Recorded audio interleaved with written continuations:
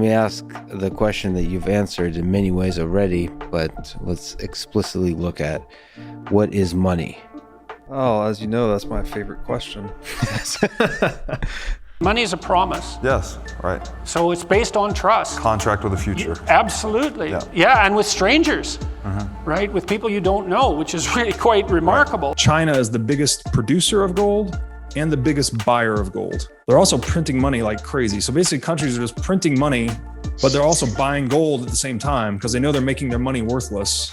Yeah, so money is the most liquid good. It's a price signal that tells us what things are worth. We need a language of value, and that's effectively what money is. I think that strikes at the heart of why Bitcoin is so important, because this is the most beautiful technology I've ever seen. I can send this anywhere in the world with no intermediary, and I control my own monetary energy.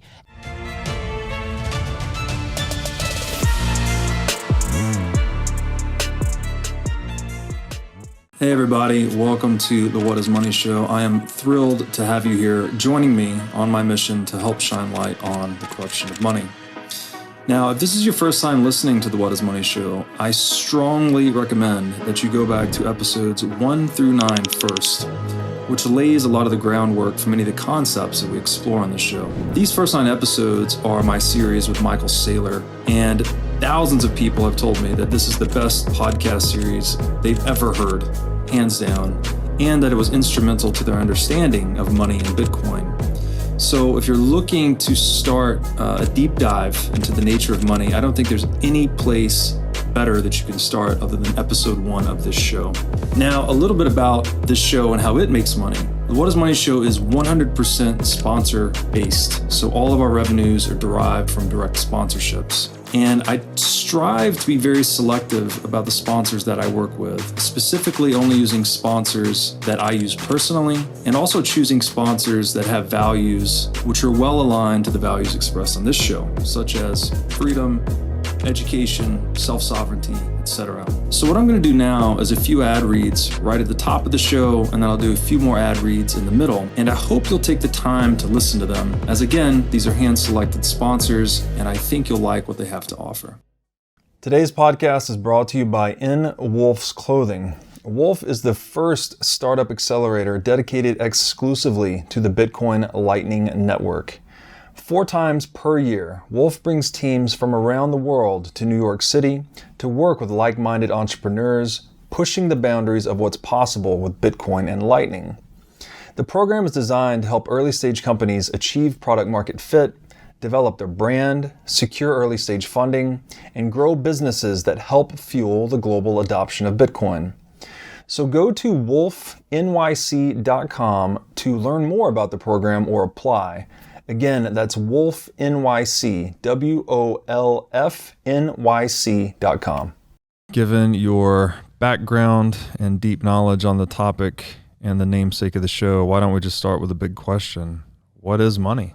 Yeah, so money is the most liquid good. It's what we all decide to, it's a price signal that tells us what things are worth, what things are relatively worth, labor, goods, commodities, etc. It is the one good that is the most liquid by definition. Most people accept and understand its value. And it's what's kind of agreed upon by the marketplace, although that hasn't always been the case.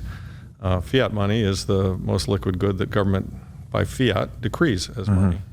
And of course, pre-fiat money, the most liquid good was, generally speaking, gold, although there were times in pre-gold era when, seashells and cattle and wheat and horses and other things were money, because you could trade them.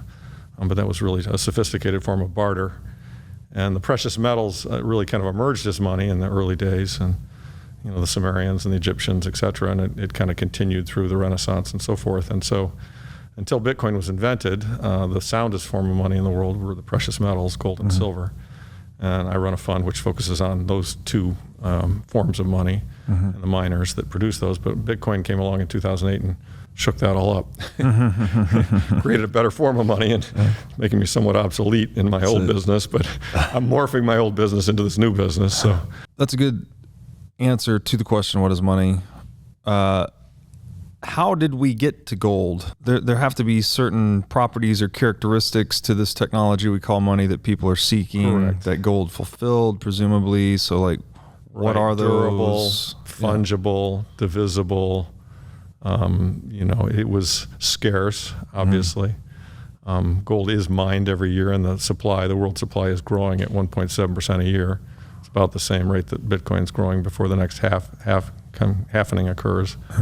It had the properties that made it money. It was small enough and scarce enough that one could carry a fair amount of value in a small unit. The Roman denarius, Roman soldier was paid 2 denarii a year, which was a very small coin, about the size of a quarter. Right. That was an annual year's wages, which is part why silver also became money, because it's kind of hard to divide up half of your year's wages in one coin. Right. And so You store value in your reputation, and that means you store value in the ethics of your behavior. The Bitcoin notion, I suppose, in some sense, is you have an unerring marker for that now. Right. So, I would. hey, that'd be something. If I could add here, perhaps too, that we would also seek to store our economic value in the money with the best reputation. Right. That's what the U.S. dollar is currently. What gold is historically. Yeah, and those are promises. Yes. Like fundamentally, you could ask, well, what is money? Money is a promise. Yes, right. So it's based on trust. Contract with the future. Absolutely. Yeah, and with strangers, right? With people you don't know, which is really quite remarkable. Right. And so it's all dependent on interpersonal trust, and well, that's dependent on all sorts of fundamental things. Right. But because it's dependent on trust, you would think the most trustworthy currency, well, hopefully that would be the one that rises to the top. Yeah, there's a work by a great thinker in the space named Nick Szabo, and he actually describes money as the trust minimized asset. And what he means by that is that wherever you can store your economic value that's maximally insulated from the opinions and actions of others, you don't need to trust others, right? We don't need to trust. I don't need to trust that you trust gold. Gold just has a market cap by the free market. We can trust by assumption. Yes, exactly. Yes, and that actually constitutes wealth. Minimizing interpersonal trust to maximize. Absolutely. Well, I mean, I had this experience. I played a lot with eBay, and eBay was, when it first made itself manifest, people were trying to market. What do you call that? I write you a check that bounces, and auction. You send me junk, and and eBay dies, and so you have a third party verify the transactions, right? Escrow. Yeah, escrow. Okay. So people marketed their escrow services for eBay, and for a percentage of the transaction, they would verify the exchange. But it turned out that people were so honest, it was unnecessary, like seriously unnecessary. And then if you played on eBay for any length of time, you soon came to realize they started eventually putting in reputational markers, right, which was percentage of satisfied customers. And if you fell below, like if 98% of your customers were satisfied, you were doing a bad job.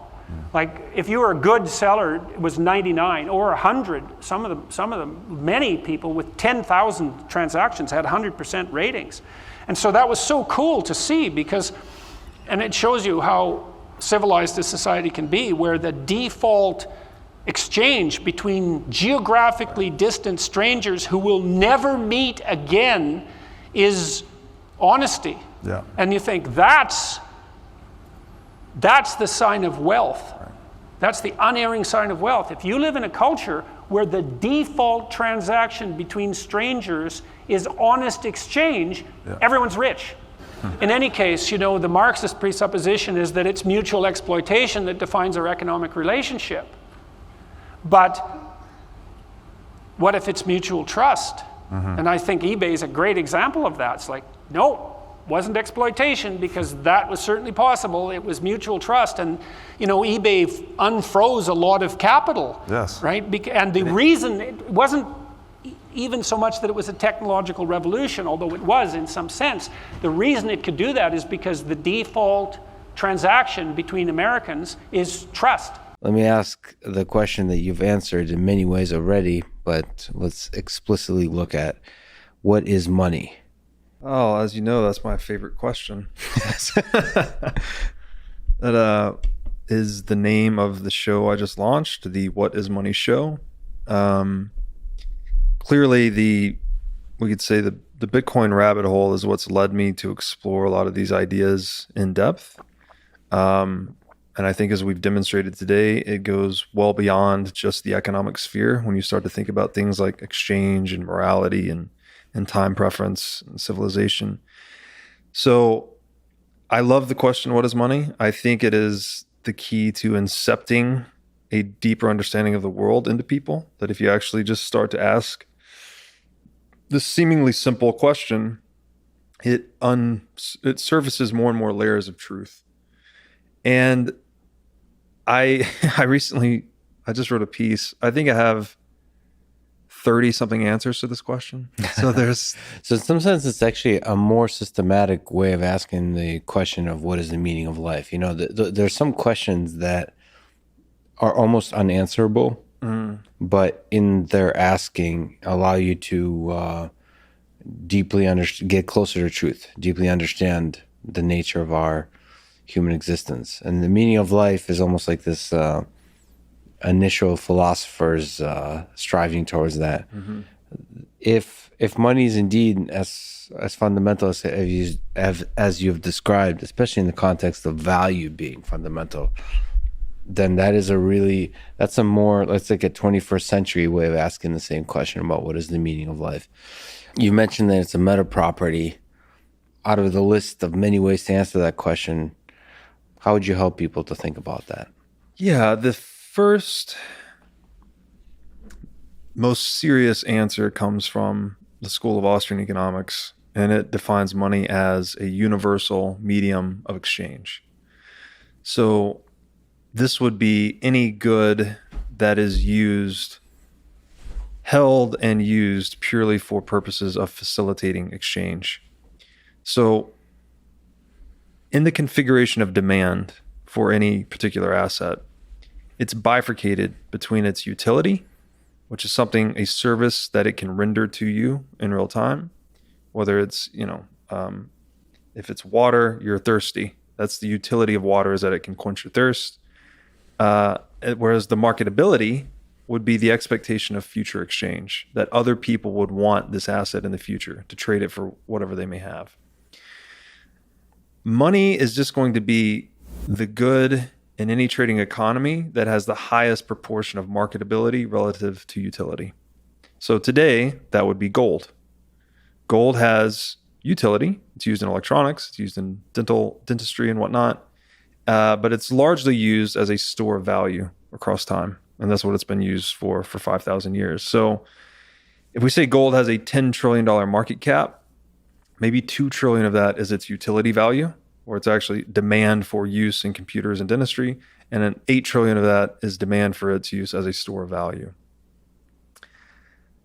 Money, the marketability aspects of money boils down to 5 services that money can render. Money needs to be divisible, it needs to be durable, it needs to be recognizable, it needs to be portable, and it needs to be scarce. So I'll gloss over a lot of history with this and just say that historically, money's always been a technology, still is a technology or a tool. I use these terms interchangeably, and you think of a technology as just a more sophisticated tool, effectively. Mm-hmm. To best satisfy those properties, monetary metals were determined to be the most satisfactory tool, the most divisible, most durable, most recognizable, most portable tool in the marketplace. Of the monetary metals, gold was the most scarce, as quantified by either its stock to flow ratio or its inflation resistance. So a simple way to say this is that people always prefer the money most resistant to inflation. That's a nice definition of scarcity in the context of money. Is if you were to measure it, the resistance to inflation. So how hard is it to artificially increase the supply of the thing? That is the hardness of money. And that's why gold is hard money. Because alchemy is hard. That's right. Because no one cracked alchemy, so gold became money. So, that's such a nice, clean explanation of what is money with the 5 elements, and gold ultimately won out because of the last piece of scarcity. That's right. And to get to maybe dig a little deeper there. So scarcity, we commonly think of scarcity as strictly a supply property, where if there's not much of something, then it's scarce, but it's not actually true. Scarcity occurs when demand exceeds supply. So when there's more demand than the supply can justify, the thing becomes an economic good and it establishes itself a market price. So there's more demand for the thing than the supply can satisfy. The unique thing about money, as a concept at least, is that demand always exceeds supply. Mm-hmm. There's never enough money to satisfy everyone, right? Because another definition for money, it's the most marketable good. So it can be traded for any other good, service, piece of knowledge in the marketplace. Mm-hmm. So humans being what we are, we're never satisfied, right? We always want more of something, whatever it may be. So money as the ultimate token of obtaining that something is always scarce as a concept. But the problem with money is that if you can, as you alluded to, easily increase its supply, then all of a sudden you can compromise the scarcity of it over time, and you can rob people through inflation. Mm-hmm. So that's why the market settled on gold as money. And robbing is reallocating the value so essentially the one property, like why scarcity is important is it adds a lot more friction to the reallocation, like through essentially violence or implied violence. Well, it prevents it through cost of extraction too. So if you want to go out and dilute gold holders today, you have to go out into the world and mine gold. It's a very expensive process. That process tends to find equilibrium where production cost equals the market value of gold. So if market value is $2,000 an ounce today of gold, its production cost is going to be around there. That's the natural market equilibrium. So that way, gold miners cannot just dilute people over time. Whereas if you look at something like fiat currency, we're jumping ahead a little bit, but its production cost is zero. So there's a reason the market value of fiat currency historically has always converged to zero, because its production cost is near zero. So the extension to that question might be, how did we get from gold to paper currency? And again, this is rooted in the properties of money. As good as monetary metals were and as good as gold is as money at holding value across time, it's rather limited in terms of portability. It is not as useful for moving value across space. This is another definition of money, by the way, a social device for moving value across space and time. Mm-hmm. So to rectify this technological shortcoming of gold, we introduced, first of all, the custody of gold was gradually centralized into fewer and fewer warehousing operations. This is because there are economies of scale associated with using gold as money, and that if you centralize the custody, the warehouse owner can then issue a paper receipt called a warehouse receipt for that gold, and then market participants can trade that paper as if it's good as gold, and everyone has an option at any time to go and redeem real gold from the warehouse. Mm.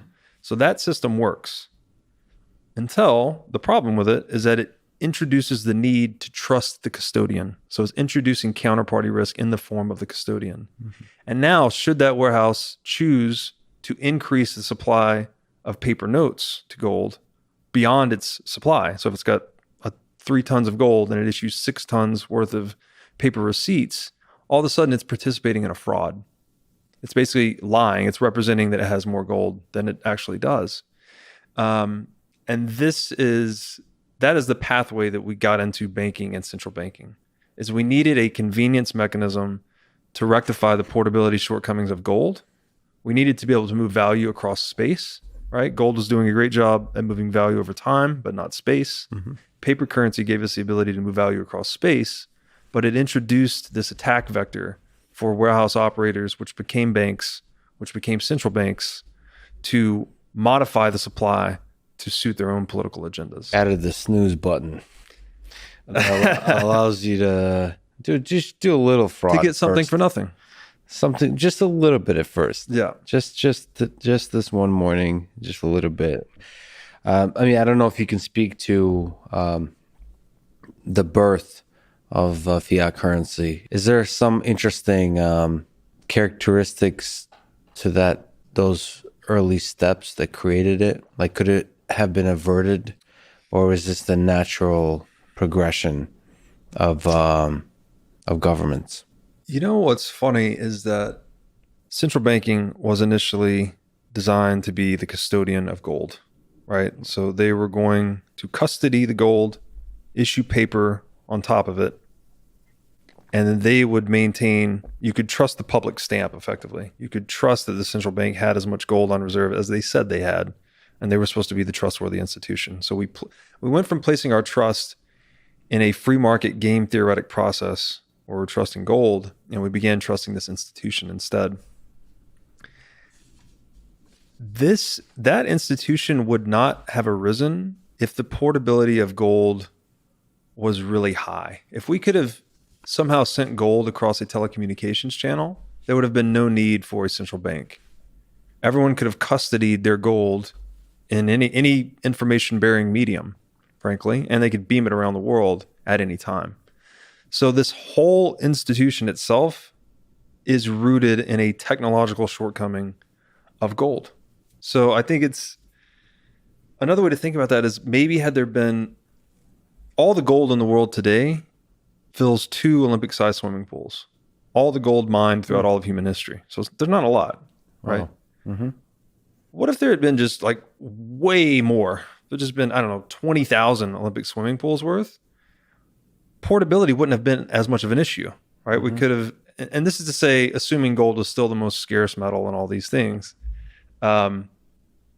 portability would have been less of an issue. We would have had less dependence or need for a central bank. So I think it's kind of idiosyncratic in that we just happened to end up here on this planet with a certain amount of gold. It best satisfied the properties of money. And a certain amount of humans geographically dispersed such that portability had certain properties that you want to achieve for humans in the geographical space to be able to be exchange value. It became more of an issue as we globalized, right? Yeah. As we became more of a global society, we needed money that could move across space really fast, right? So we could trade in international capital markets. So that drove the central bank to become the dominant institution of the world. And if you follow the flows of gold throughout history, I've been watching this documentary on World War I and World War II on Netflix. I think it's called World War II in Color. Oh, yeah. This is really good. It's so good. And when I say gold has been the governor of governments or gold is geopolitical money, like it is the base layer operating system, has been the base layer operating system for analog society. Mm-hmm. So it's always been about who controls the gold. Is who makes the rules. And that's in that context is why Bitcoin is so interesting, because it is the disruptor to this base level operating system that's functioned for all of human history. Now I'd like to tell you about our sponsor, the Gold Investment Letter. The Gold Investment Letter helps sophisticated investors navigate capital markets and maximize their profits in trading gold, silver, and mining stocks. The Gold Investment Letter seeks out the most undervalued companies and identifies special situations in the mining sector, and then provides in-depth analysis on both their financial positions and future prospects. The Gold Investment Letter explores many complex domains, such as investor psychology, portfolio management, and macroeconomic trends, all with the goal of making you a better investor. The Gold Investment Letter offers a free version and a paid premium version, and I strongly recommend you at least sign up for the free version, because after having read a few of these issues, I can promise you it is a treasure trove of good information. You can sign up for the free newsletter today at goldinvestmentletter.com. Now I'd like to tell you about our sponsor, iCoin Technology. iCoin has just released a sleek new hardware wallet. It looks like a mini iPhone with a little touch screen and camera on it. The device has no Wi-Fi, no cellular connection, no GPS. It's a strictly physically cold hardware wallet. Like I said, it's got a high-res 3-inch touchscreen. It's got a camera for air gapping the wallet. It's got optional Bluetooth compatibility. And it's really a brand new UI, UX experience for a hardware wallet, making it very accessible, easy to use, not intimidating. And as we always talk about on this show, the only way you can truly own your Bitcoin is by having it in self-custody. So you need a device like iCoin Wallet to truly own your Bitcoin. Go to iCoinTechnology.com today and use promo code Bitcoin23 for 30% off of this new sleek hardware wallet. Now I'd like to tell you about our sponsor, CrowdHealth. CrowdHealth is a Bitcoin-enabled alternative to legacy health insurance. Now let's face it, legacy health insurance is an absolute scam. Nobody can explain this better than the legendary comedian Chris Rock. Insurance. You got to have some insurance. You got to. That's an insurance. They shouldn't even call it insurance. They should just call it in case shit. Like, I give a company some money in case shit happens. Now, if shit don't happen, shouldn't I get my money back? So with CrowdHealth, instead of just paying premiums that you'll never see again, you can hold part of this pool of savings in dollars and in Bitcoin through CrowdHealth. And when you have a health event, you can draw against this pool of communal savings. So go to joincrowdhealth.com/breedlove to learn more or sign up. Money is something we're looking through. It is similarly a perceptual apparatus, right? We use price signals to coordinate market forces. Market forces dominate the world, really. But the idea of tainting that perceptual apparatus or distorting that lens through which we look through creates really disastrous effects in the world. This is the corruption of money, which a lot of my work goes into. It's sort of akin to attacking language itself, where if you just attack the word, right? If we're talking about the Christian sense, the logos, we attack the logos, that it inhibits our ability to adapt, I guess, right? We can't, the very tool we're using for adaptive action, now we don't have consensus on the meaning of that word or that price signal, whatever it may be. And so we're thrown into disarray. You know, it is slipping as government becomes, again, just engages in more and more overreach. And, you know, that the theft, the violation of private property, which are basically the same thing, that's what corroded Venezuela over the past several years. Well, look what every country in the world is doing right now, right? It's rampant monetary inflation. That's all a violation of private property. It's funny to me that people don't understand that more. It's like printing money is stealing. That's all it is. So if you think that your country is not Venezuela or it can't happen at home, I almost guarantee you, wherever you live, go look at what your central bank is doing right now. They're stealing from you by printing money. I virtually guarantee it. I don't think there's an exception to that claim. And I'll give you just one figure, Robert. Imagine in Venezuela what has happened to us in the last 9 years since Maduro came to power. Remember, Chavez died and Maduro took over. Since he arrived in 2013 to nowadays, inflation in Venezuela has been 174 million. They have taken away from our currency 14 zeros, what they call reconversions, or it's exactly what you're saying. I mean, they're stealing people's hardworking, honest people's money. And as you say, people don't realize that this is even worse than when they take away, your company with expropriation procedure. I mean, because it's subtle, but it hurts all society, and it's done on purpose. And that's what we have to understand. Yes, it is subtle, but that the fact that inflation is a less visible form of property violation exactly is what allows it to be perpetrated at such a large scale and so persistently. Even today, I mean, I talk to people on Wall Street, they don't understand that printing money is theft. Like, it's we're almost like caught up in a lie as a species. We think we can print money to solve problems, and it just doesn't work. And, to your point, to have that big individual in a small state, that's the path to prosperity. I want the value that I'm storing in money to be maximally resistant to other people. If I just used sand as a store of value, well, people could all run down to the beach, get a bunch of sand, produce a lot more of this sand money and dilute me, right? So they could basically steal whatever value I stored in sand money. So we start working our way down, like through voluntary action, and people coalesce on the thing that's hardest to produce. The money, the thing that best functions as money, but is hardest to produce. And that's gold. Gold is the most divisible, durable, recognizable, portable asset in history that is the hardest to produce.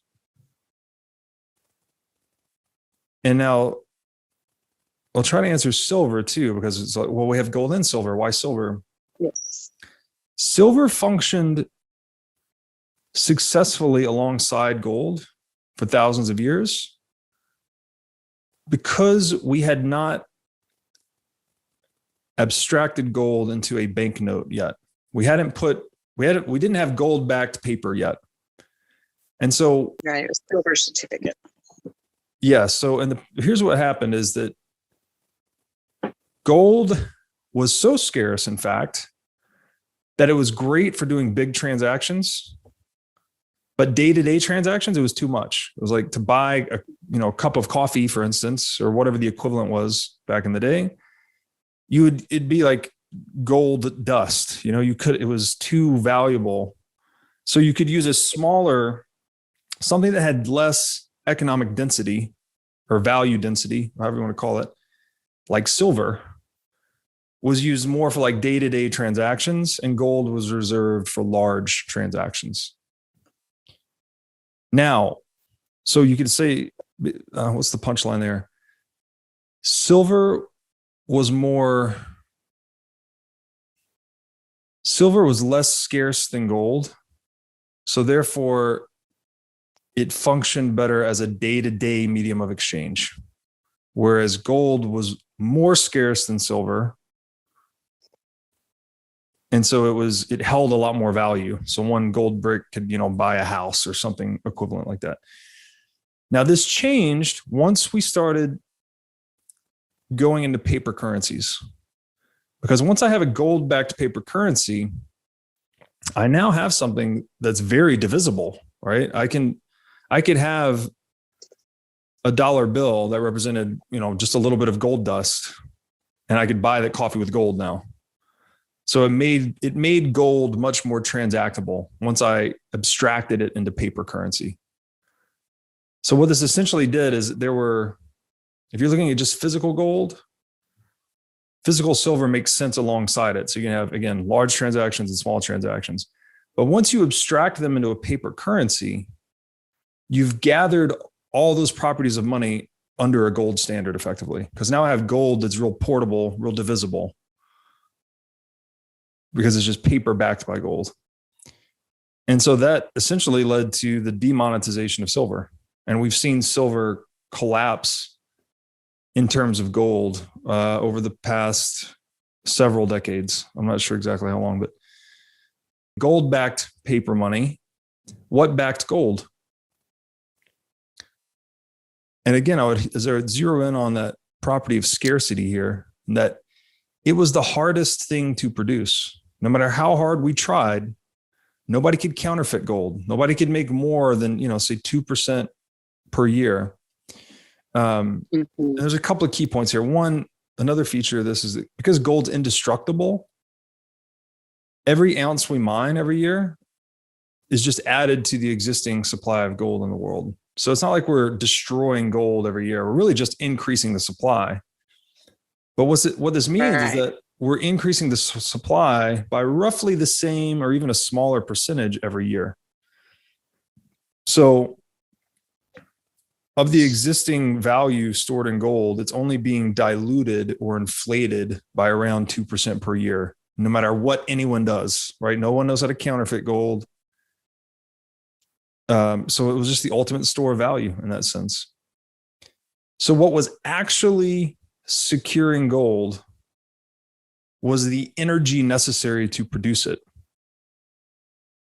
right? If I could tap into if I could figure out nuclear energy back in the 1500s and go and mine gold with nuclear energy somehow, I could get a lot more gold a lot faster. So I could get rich.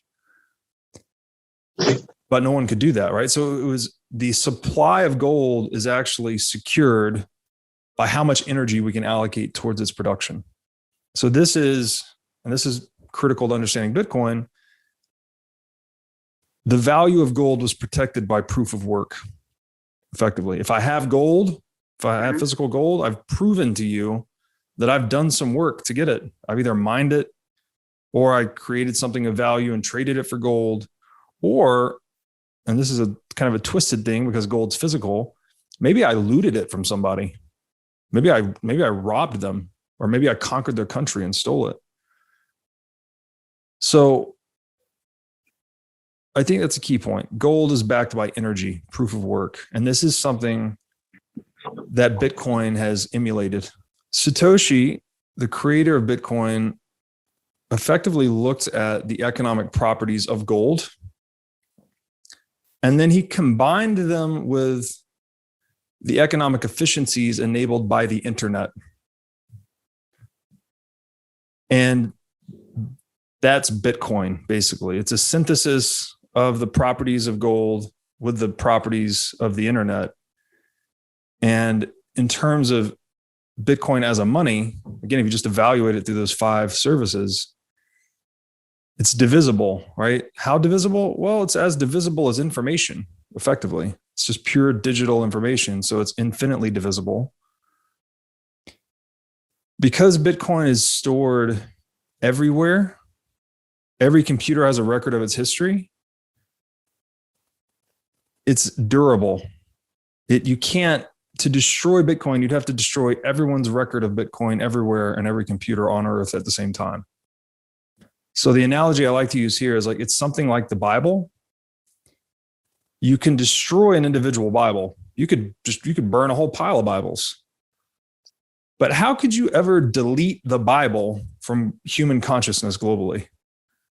Like, again, it's everywhere and nowhere. Right. It's just an idea. It's just code, frankly. It's just information.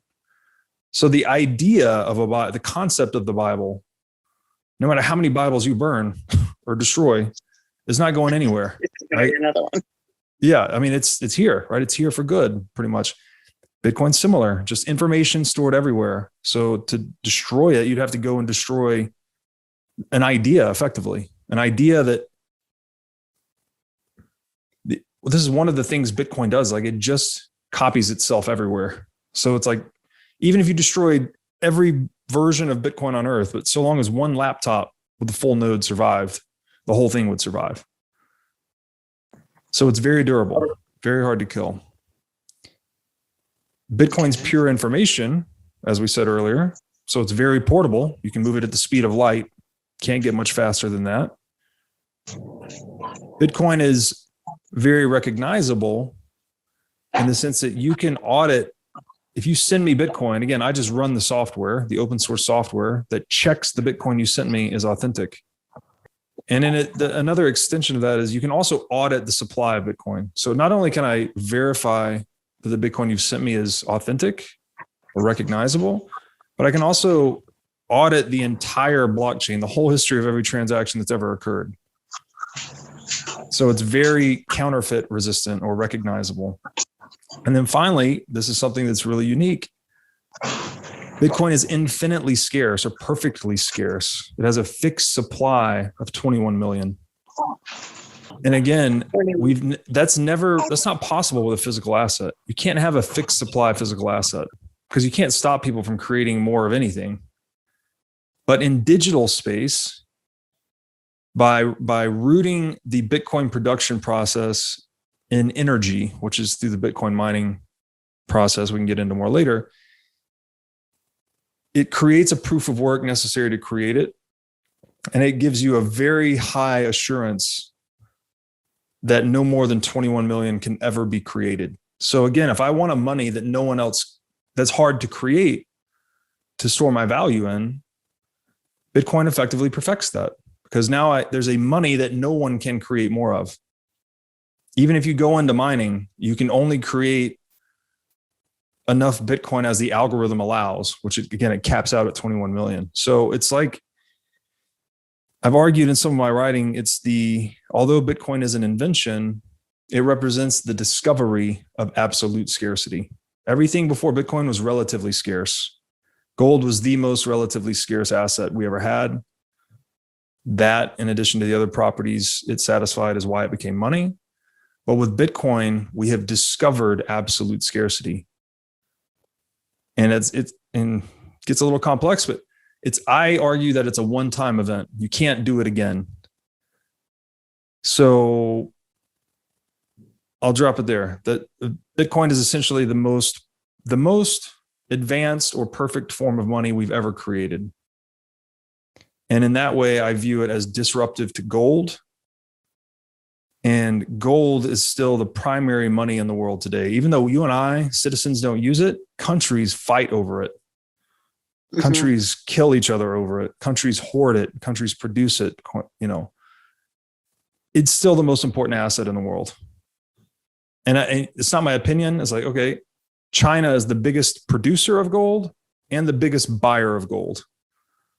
They're also printing money like crazy. So basically countries are just printing money, but they're also buying gold at the same time because they know they're making their money worthless and that gold's the only thing that matters. So it's like, you don't need to look at what they say about gold. Just look at what they do.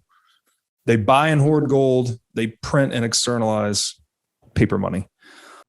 In many ways, we're living through these second, third, fourth order consequences that originate with technological shortcomings of gold as money, right? It's like, yes, we couldn't send it over a telecommunication wire, and there were economies of scale that led to its centralization, right? It's much easier to put it all in one place and issue paper or electronic claims on top of it. Yes. And the philosophical question's well taken. And I think technically we couldn't have done it, but it is possible to do. The problem is, once you introduce the claim, as you said, the temptation to arbitrage or the temptation to misrepresent, right, to create more claims than you have gold, is not resistible by human beings. So we basically inserted the human element. And when I talk about the corruption of money, that's what I mean specifically. It's like we put this technological overlay on gold, and then we abuse that overlay into fiat currencies ultimately. Do you think that the decentralization of Bitcoin custody, that's possible because now you can custody Bitcoin in any information bearing medium? There's no need to build a big Fort Knox or a central bank or a safe. Do you think that would lead to the decentralization of the power structures built on top of that over time as well? I think so. As long as that continues to be successful, right? Mm-hmm. So, I think people should be cautious about assuming that Bitcoin is inevitable, right? I mean, we're 13 years into this. We're testing out all of its features and shortcomings, and we're seeing to what extent it enforces its will essentially on the world, right? So, is it hard enough that it's almost inevitable that it has to be used by more and more people, that more and more people encounter it, and then it keeps kind of eating other monies over time? As these altcoins come and go, as fiat currencies keep devaluing, is Bitcoin easy enough to self-custody, and is it resistant enough to government restrictions on it? Is the game theory strong enough to make it so that Bitcoin can reach whatever critical mass it needs to resist, executive orders that would kind of, filter it out of most existence? Can it get big enough and entrenched enough before those pushbacks occur? Because you can imagine a future where Bitcoin stumbles in some way. Maybe one of those early bugs was not fixed fast enough, and it damaged the reputation, or countries move faster on CBDCs, and then they have a way to keep up and kind of keep it from hitting whatever critical mass it needs, which is hard to know in advance. And so again, with the caveat that Bitcoin is able to get through those various frictions, then I think that it can change the power structure. I think I would describe it as the best shot that we have right now, in order to have money move as fast, bearer asset money, not claims for money, but the actual money itself, to move as fast as commerce. And so you would think that given, as as long as there's not some sort of bug that's found in like most nodes right now, and then there's some sort of reputational damage or, things like that, as long as tail risks don't hit it, it continues to be, the most attractive way to, the most attractive money that we have. Yes. Yeah. Yeah. So, and I think we're teasing out a really interesting point here that one of the primary determinants, in my view, I'd love to hear what you think, of the configuration of our geopolitical reality is really rooted in the nature of this technology called gold, right? The fact that we needed to centralize it all in one place, we talked about earlier, it influenced the outcome of World War II, influenced the outcome of Bretton Woods. I think it influences where people live to some extent. It obviously influences the entire nature and structure of the financial system. The fact that we use all of this deferred settlement and debt to accelerate our transactions because final settlement in gold it's prohibitively expensive, basically, and you can't really do it for a globalizing economy, at least. It's interesting how much of all of this reality is just a reflection of this technology we built ourselves on top of. And so it's interesting to think that, well, if gold then is now being potentially, Bitcoin's got a lot of things to prove. It's going to take a while. But if Bitcoin does disrupt gold, then the whole reality built on top of it is probably going to look a lot different. And that, to me, is a really interesting just point of philosophical consideration. Yeah, and this, to the extent that sounds extreme to people, I mean, that's kind of the story of human history, is that physical realities dictate where we end up and what we do. I mean, so for example, it's not an accident that our major cities are mostly built on rivers and coasts, right? Because that was the dominant form of large scale transportation. And of course, when you have the invention of airplanes, you can somewhat bypass that problem. But of course, still for major shipments, being situated near water is very important. There's also a source of power. You can have various ways to harness the power from that. And so the fact that gold could be so centralized that trickles into how we structure society, that for thousands of years, basically power came from having gold, being able to, that lets you pay soldiers, and that lets you enforce your will. And so by certain accidents of history, as well as just the details of what we have to work with, that's been how this works. Now I'd like to tell you about our sponsor, Wasabi Wallet. With Wasabi Wallet, you can receive, send, and store Bitcoin privately. In Wasabi Wallet, your transaction history and wallet balance are completely hidden. Wasabi Wallet is easy to use. All of its privacy features are built in by default, and it works with any amount of Bitcoin. Wasabi users can make CoinJoin transactions together with BTC Pay server users or Trezor Suite users. For BTC Pay server users, they can make payments directly inside of a CoinJoin, and for Trezor Suite users, you can make CoinJoins directly on a hardware wallet. These features result in fee savings and security improvements for both sets of users. So go to wasabiwallet.io today to download the state-of-the-art Bitcoin privacy wallet. Now I'd like to tell you about our sponsor, Casa. Casa makes it simple to buy and secure your Bitcoin without wondering whether you're doing it right. Specifically, Casa provides a multi-key custody solution, which is by far the most secure way to custody your Bitcoin. Now, when I talk about Bitcoin being theft-proof money or inviolable private property, a multi-key custody model is exactly what I am talking about. Using multiple keys lets you maintain full control of your Bitcoin while also giving you redundancy in case you lose one of the keys. It's also the best way to secure your Bitcoin for inheritance planning purposes. So go to keys.casa, that's C-A-S-A, today to sign up and use discount code BREEDLOVE.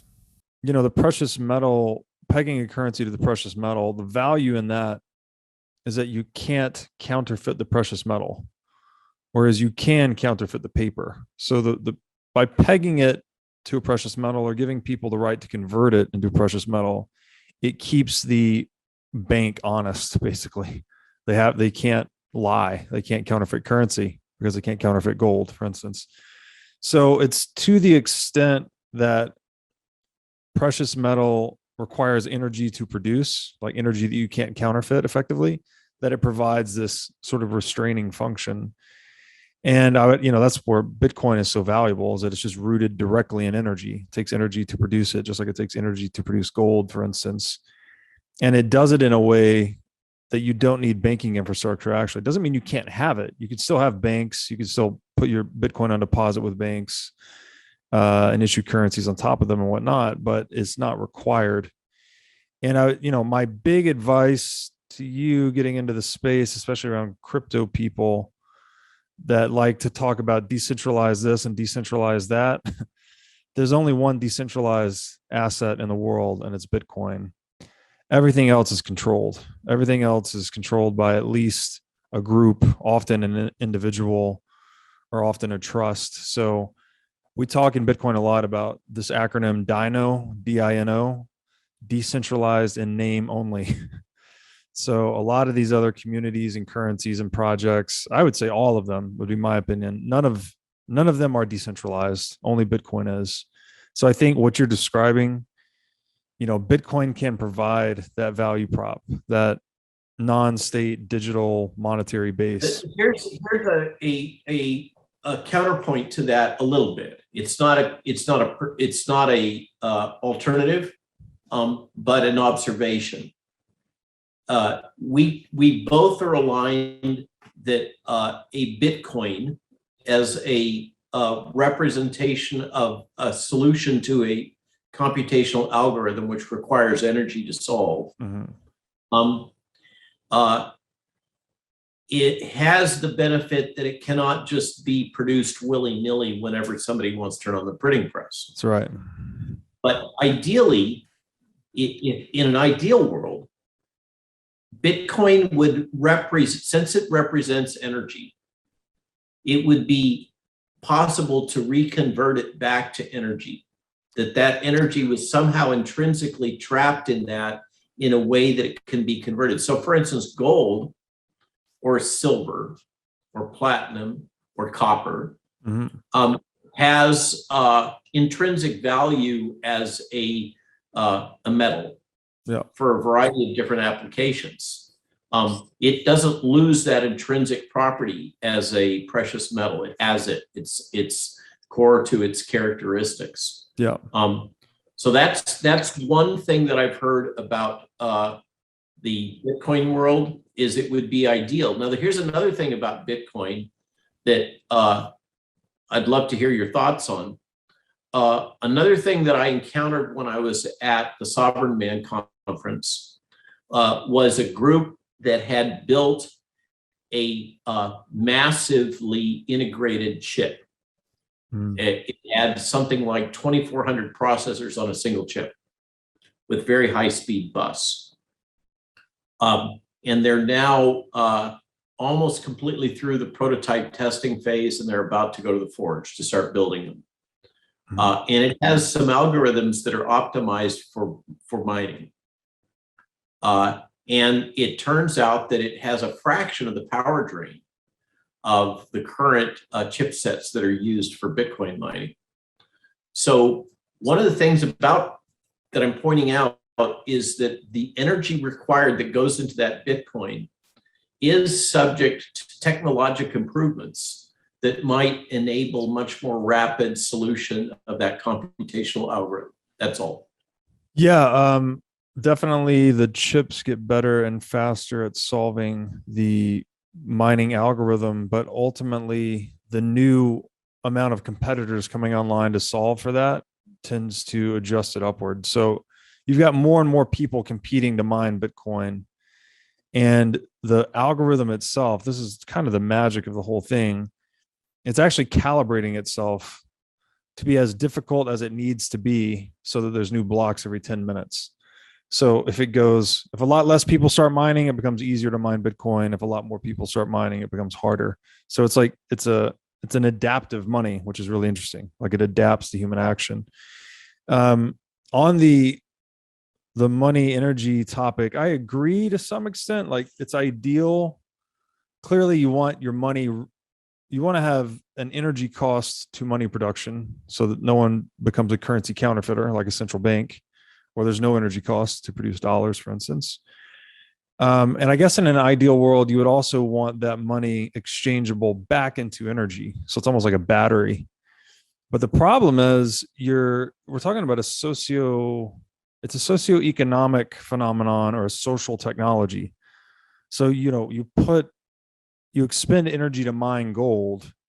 You can't convert the gold back to the energy you use to mine it. Now, to your earlier point, gold has utility that's not money, right? It can go be used in computers and dentistry and all this other stuff, but it's not directly convertible back into energy other than in a market transaction, right? You could use the gold to buy energy from the grid or wherever. So I think that in that sense, Bitcoin is actually a better money because it's pure. It doesn't have a utility value. So for instance, if gold's market cap is $10 trillion, 1 trillion of that might be demand for computers and dentistry and whatnot. Maybe 9 trillion of that market cap is for demand of gold as money. Well, whatever Bitcoin's market cap is, it has no other utility value. So it's all monetary premium. It's like a pure monetary technology. It's something we've never had before. But then there's the counterpoint that kind of touches on what we're talking about is peg currency, peg cyber currency. It would be more compelling if, and I think there's a lot of different commodities that one could peg a decentralized algorithm-based cyber currency to, other than just precious metals or fiat currency. Well, that's we why saw the collapse of fiat currency, cyber currency, just recently. Yeah, sorry to interject. Just wanted to say that Bitcoin being rooted directly into energy, I think, is the best choice, because if you try to root it into or peg it to a precious metal, you end up with an oracle problem. That's what they call us in computer science. Like, who do you trust to maintain the peg? We just tried that with central banking, right? It was the dollar was pegged to gold. Yeah, we'll trust you guys to maintain the peg, and then what happens? The peg is never maintained. Human nature and human corruption ruins the whole thing. But Bitcoin's just this invention that sort of circumvents that to some extent. And look, I mean, admittedly, you're talking to a guy that holds only Bitcoin. I've studied this whole space for years and years. I used to run a fund on the other stuff. Crypto can be very bright and shiny and exciting, but my current views on it are that it's mostly scams at worst, or innovation theater at best. I don't think there's a lot of real utility that's come out of that sector yet. I'll reserve the humility to say that I don't know everything, and maybe something does work out, but it does seem like Bitcoin is the success story in the sector to date. You write, value is the subjective preference assigned to an asset, good, or service by an individual. Because all individuals vary in their wants, needs, and desires, not only in relation or contrast to each other, but in relation and contrast to themselves at different times, in different contexts, all value is subjective. This brings with it the problem of intersubjective value, which can only be solved with a common medium of value or a language of value. We call this technology money. Just great job, like tying it back to money. That, first of all, you said all value is subjective, so you destroyed this whole silly notion of intrinsic value that so many people like to wield, especially against Bitcoin. And then you said, but obviously there's an intersubjective problem of valuation. How do we solve that? Well, we solve it with money. Really good container for those concepts. Is there anything you guys wanted to add on that? Well, once you sort of understand that human beings are always evaluating things, we're always orienting ourselves, we're always taking feedback in from the environment or the marketplace, and we're in this constant conscious and subconscious state of evaluation. Like it's in the word. And as we are evaluating everything around us and the decisions we're making, we try and create mechanisms to help that process. Now, that could be a non-monetary mechanism, like writing a to-do list and creating a priority, and forming a data hierarchy so that I know what to do first. Or in the marketplace and in the realm of the intersubjective value problem that we have with other individuals who are all managing their own fucking hierarchies of value and everything themselves. We need a language of value, and that's effectively what money is. And this is, I think, that strikes at the heart of why Bitcoin is so important, because there is no language that is more pervasive than the language of value. Like, we're sitting here talking about ideas in the English language, but a Chinese person ain't gonna understand shit. Neither is the Russian person.